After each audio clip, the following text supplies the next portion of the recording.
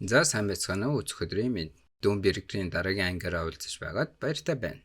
Лайк сабширэгээрээ энэ ангийнхаа талаар сэтгэлдээ бичээрэй. Суугаа дэмжихийг хүсвэл доорх тансаар хандив явуулаарай. Тэгээд төгсгөлийн хэлэх зүйлсийг сайн ойлгож сонсоорой. Заавал сонсоорой. За ингээд сурал руугаа орцгоё. Гэрлийн бурхан Ария минь тэднийг эдгээгээч. Арно, Леоно та хоёр намайг сонсож байна уу? Энэ дайралтанд орсон хүмүүсээс бид 3 л амьд үлдлээ гэж үү? Энэ дайралт дууслаа. Буцацгаая. Энэ энерги чинь. Энэ гэрэл гайхамшиг таацтай ямар нэгэн зүйл нийлсэн бололтой. Энэ зүйл намайг хамгаалж байна. Би хэдэн секунд анхаарлаа алдчихлаа. Энэ зүйл надад тус боллоо шүү. Энэ бүх зүйл миний ухамсарт болж байгаа хэрэг. Бодит биш. Тиймээс хамгийн чухал зүйл бол миний бодол. Хэрвээ би одоо айвал луугийн ухамсар намайг залгиж суулгалт амжилттай болсон ч гэсэн би түүний олз болох болно. Тиймээс тийм зүйл хизээч болох ёсгүй. Би санах хэрэгтэй. Өмнө нь би хэн байснаа.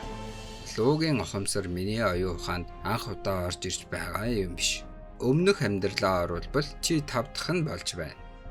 Луунар үнэхээр төвөгтэй амьтад юм. Зүгээр үхээд бусдад хүчээ өвлүүлчих гэж балдаггүй юм уу? Яагаад заавал хүчээ өгөхөөсөө өмнө тэднийг сорих гэж улаардаг юм бэ? За яах вэ? Би чамайг жаахан ухааруулах хэрэгтэй бололтой. Одоо чамд жинхэнэ хичээл заая. Чи яасан ч алчаа юм бэ? Дуугүй ирээд надтай тулдаач. Юу болоод байна? Зайпер ухаангүй харагдаж байна. Тэр ялагдчихсан гэж үү? Харин агуун босс түүнд ямар нэг юм хийхдээ бүрэн анхаарлаа төвлөрүүлсэн бололтой. Намайг анзаарахч зөхөөгүй байна. Энэ чинь түүн рүү дайрах сайхан боломж байна. Чөтгөр яг одоо л манаа хөлдөлт болох гэжтэй. Хар гар намайг ухаан алдахын өмнө бүх манааг минь сорж авсан. Хайрын боломж алдах гэж үү? Одоохондоо бүү босс. Чи амрах хэрэгтэй.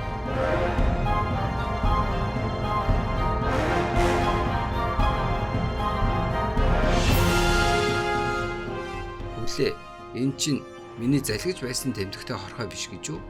Би чамаас муу ёрын зүйлийг салгалаа. Тэр тэмдэгтэй хорхоо одоохондоо ердөө агуултай төдий байна. Чи түүний хүчийг огт ашиглаагүй бололтой. Харин ч өөрийн хүч хөдөлмөрөөр ийм хүч чадалтай болсон чинь үнэхээр гайхалтай. Хорхоо агуултай байсан ч гэсэн түүнийг биенээсээ шахаж гаргах явцад дотор эргэтэн чинь ихээхэн гэмтсэн байх. Тиймээс одоо жаахан амар. Би чамд өөрийн манаагаасаа жаахан өгсөн. Тэгэхээр удаан 50 нойрсод сэрэхэд би чинь бүрэн сэргэнэ. Үүний талаар яриад байна. Агуун босс надад туслаад байна уу? Ингэх боломжгүй дээ. Би ядраад байна. Энийг хартаа энэ 5 дугаар давхрын ариусгалын сахиуснууд байна. Тэдийг бүр энэ хүртэл зөөчгсөн байх гэж. Бид одоо гарах замаа бүр шинээр олох хэрэгтэй боллоо. Агуун бүтэц бүрэн өөрчлөгдөжээ.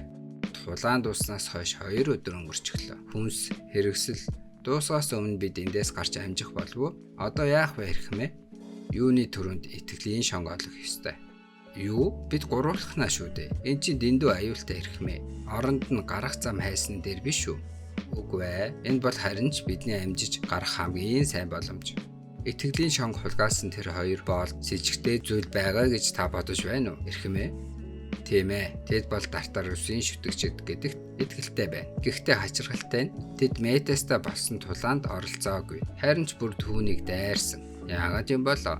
Магадгүй Тартарусын шүтгчид дотроо өөр бүлэглэл байдаг байж болох юм. Тэд метас буюу өөрсдийн өрсөлдөгч мөн намайг гэрлийн ариун нэгнийг бие биенээ устгаасай гэж хүссэн байх. Энэ л хамгийн боломжит тайлбар. Хэрвээ би энд өгсөн бол энэ агуйн төлөө зарцуулсан хөрөнгө салхи шиг замхарна. Тэгэхэд сүм өрөө дарахын тулд агуйг дуудлага худалдаагаар зархад хүрнэ. 10 гаруй жил үр дүнгүй оролцсныхоо дараа тэр агуйг хүчээр эзэмших ямар ч хэрэггүй болно.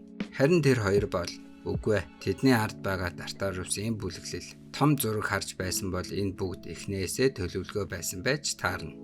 Луугийн зүрх агуулсан агуйг дулаан авах төгс боломж. Тэдний бүлэглэл агууг хямд үнээр худалдаж аваад тэр 2 боол итгэлийн шонго ашиглан өмнө нь орж байсан энэ агуу руу шин дайралт хийх болно. Тийм хэмжээний нөлөөтэй тартар үсийн шүтгчид зүхтах гарц өгсөн л байгаа. Хэрвээ үгүй бол тэд өөрсдөө замаа олох чадвартай байх ёстой. Ямар тааж бид тэднийг эндээс нууцаар зүхтгаас нь өмнө олж тэд гарах замаа яаж олж байгааг мэдэх ёстой. Энэ л миний төлөвлөгөө.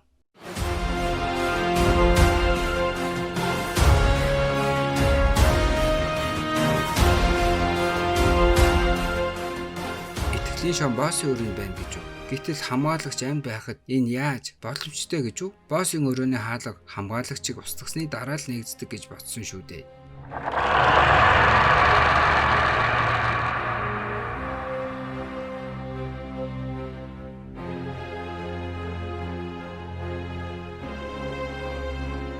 Ялтын хилтерхийг 7 хоногт ганцхан удаа ашиглаж болдог. Метэстэй тулдахад би түүнийг аль хэдийн ашиглчихсан. 3 хоног л өнгөрч байна. 4 өдөр үлдсэн гэсэн үг. Чөтгөр аа, энэ үнэхээр миний төгсгөл гэж үү?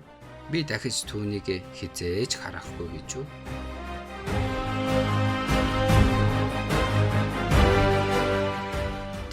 Тэр байна. Тэр яагаад боссын өрөөнд байж байгаа юм бэ? Оо, яг таарлаа шүү. Энд ирсэн чинь сайн хэрэг. Яг хэн нэгэнд чинь туслах хэрэгтэй байсан юм. Тэгэхээр хоёулаа бие биедээ тус болцгоё. Ариун нэгэн минь. 1 2 1 2. Тэнд байгаа арга ясмын. Газар хэвт. Ур чадвар. Хилний ивэл. Зөвхөн луу нарын ашигладаг онцгой чадвар. Үгэнд ид чидийн хүч шингээж сонсогчийг дагах ёсгүйч захирагдахад хүргэнэ. Энэ чадварыг луугийн зүрх агуулж буй хүн тул хязгаарлагдмал тоогоор ашиглаж болно. Яг юу болоод байна? Энэ мангас түүнийг сонсоод байгаа юм уу? За харцгаая. 3 секунд, 4 секунд, 5, 8, 9, 10 секунд л ажиллаж байна. Гэхдээ бодоод үзэхэд шилжүүлэн суулгалтын дараа луугийн хүчийг бүрэн хэмжээнд ашиглана гэж хүлээгч утгагүй л дээ. Үүнээс гадна өөрийн хүч ба луугийн хүчний хоорондын тэнцвэр алдагдаж удирдлага алдахгүй тулд луугийн зүрхний хүч одоогоор ердөө 1% хязгаарлагдсан байгаа. Мэдээж тийм хязгаарлалтай байсан ч гэлээ энэ бол луугийн хүч шүү дээ. Жорж Грам сэлэм. Луугийн эсрэг бол бүрч аимшигтай зэвсэг. Тэр сэлэм бол хамгийн хүчрхэг луунуудыг устгахын тулд бүтээсэн. Тэдний хувьд энэ бол аимшиг түхлийн зэвсэг юм.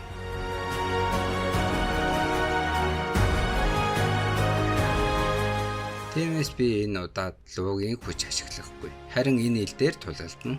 Гэрлийн сэлэм, эртний гэрлийн нэг цацрагаас бүтсэн бурхны илд хэрэглэх хязгаар тодорхой нөхцөлд хүчингүй болно. Нөхцөл 1. Гэрлийн бурхны зөвшөөрлөөр. Нөхцөл 2. Гэрлийн бурхны нэрийн өмнөөс даалгавар биелүүлж байх үед. Гэрлийн бурхан надад өгсөн анхны даалгавар нь түүний ариун нэгнийг аврах. Тэгээд би түүнийг нь зөвшөөрсөн. Одоо чиний явах цаг чинь ирлээ. Луугийн ангууч минь. 50 нойрстой. Гэрэл би балтахгүй. Ехи ор. Энэ тухай эргэлзэх зүйл алга. Тэр бол зөвхөн сонгогдсон сагмартнуудад олгогддог ховор бурхны зэвсэг. Гэрлийн сэлэм. Юу болоод байна? Тэр боолчин тартар үсийн шүтгч биш билүү? Албан ёсны сагмартнаар нууцаар тартар үсийн шүтгч байхдаа аль хүчээ ашиглаж чаддаг боловч би түүний дотор гэрлийн бурхан байгааг мэдрээд байна. Гэтэл би тэр мэдрэмжийг яг одоо түүнээс маш тод мэдэрч байна. Тэгээ зөвхөн тэрч биш. Би түүнээс аимшигтай танил хүч мэдэрч байна. Мэдчлээ хааны ордны хамгаалагчаа. Яг л би багада хааны ордонд анх удаа алтан лууг харж уулзаж байхдаа мэдэрч байсан тэр мэдрэмж.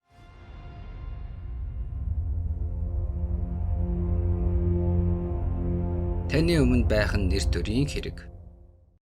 Миний ухамсарт өрнсөн Казерусийн эсрэг тулаан 3 өдөр дамнан үргэлжилсэн. Сайн тулалдлаа. Би хүчийг чинь хүлээн зөвшөөрье. Тэгэхдээ чамд итгэсэн гэсэн үг биш. Би чамайг чиди дотроос ажиглах болно.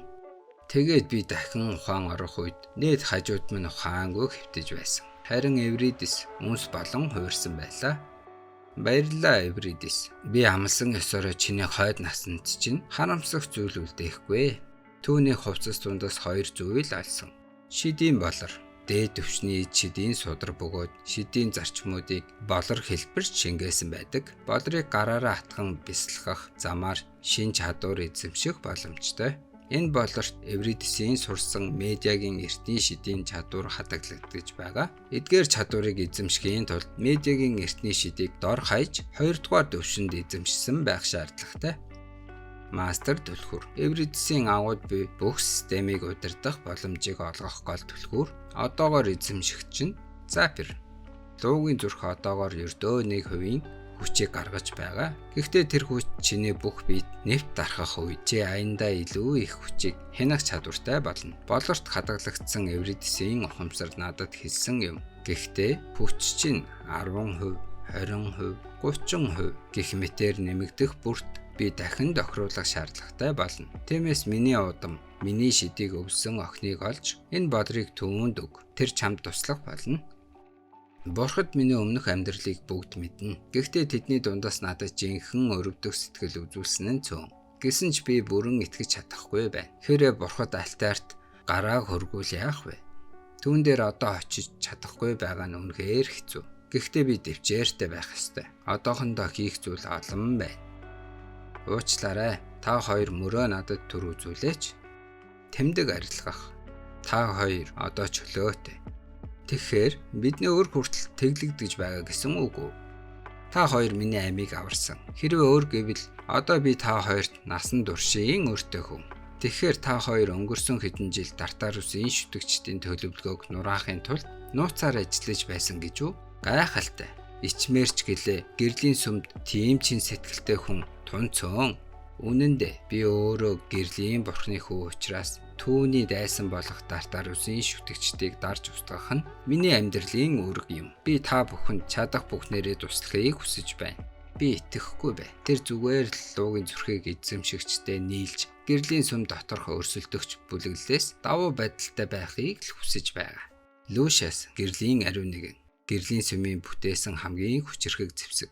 Бидэн шиг хүмүүсийг хүчийг хулгаалan бий болгосон бурханлаг цэрэг. Надад лав сайхан сэтгэл төрөхгүй л байна. Гэхдээ мэдрэмж бол зүгээр л мэдрэмж шүү дээ. Надад одоо боломж бүр хэрэгтэй. Ариун нэгний хүч, нэр хүнд, хөрөнгө, холбоо бүгд ашигтай.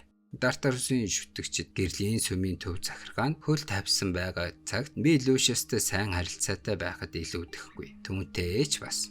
Эрхмээ, энд ингэж ярилцах тухгүй байгаа байх. Тиймээс буцаж сүм рүү очиод нэг зүйлийг хэлэх ёстой. Жихэн тулаан одоо л эхэлж байна. Танай гэрлийн сүмийн 3 дугаар бүс одоо Тартарусын шүтгчдэд эзлэгдсэн байж магадгүй. Тэрүүн санваартан Оолдын бол Тартарусын шүтгч. Түүний удирдлагад буй цэргүүд мөн түүний ихэр хоёр баатар их газрын хамгийн хүчрхэг дайчид аль хэдийн сүмийг эзэлчихсэн байх магадлалтай. Би одоо луугийн хүчийг эзэмшиж байгаа ч ашиглаж болох хэмжээнд хязгаар бий. Бэлтгэлээ бүрэн хангах цаг хэрэгтэй. Тэгээд Оолдын нэг мэдхийн хувьд зүгээр тулдах нь түүнийг зогсооход хангалтгүй. Ямар ч байсан одоогийн байдал ийм байна.